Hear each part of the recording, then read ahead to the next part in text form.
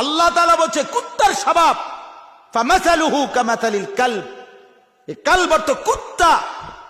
আল্লাহ বলছে দুনিয়া লোভী কুত্তার মতো। মানে কি? ইন তাহমিল আলাইহি ইয়ালহাস আও তাতরুকহু ইয়ালহাস, তার উপরে বোঝা চাপাই দিল জিহ্বা বাইর করে দেয়, ছাইরা দিল জিহ্বা বাইর করে দেয়। এটা অর্থ, আয়াতের অর্থ মিয়া। আল্লাহ বলছে নাফরমান কুত্তার মতো, কুত্তা এটা। ফামাসালুহু কামাসালিল কালব, কালব অর্থ কি? কুকুর, কুকুর, কুকুর, কুত্তা। তার উপরে ভারী বোঝা দিল সে জিহ্বা বাইর করে দিবে। তারে যদি ছেড়ে দাও, মানে বোঝা নাই, তার কাঁধে কোনো ভারী কিছু নাই, এরপরও জিহ্বা বাইর করে দিবে। কুকুর এমন হয়।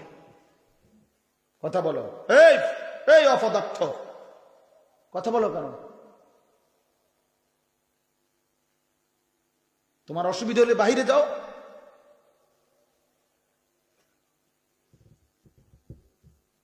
তাইলে বলো ভাই আমার, আমি ছেড়ে দিতে রাজি না, আমি এমনও বুঝি বেশি দিন বাঁচতাম না, খালাস। কিন্তু এটা আমাদের বোঝা উচিত। কেন গুনাহ করবা ভাইয়া?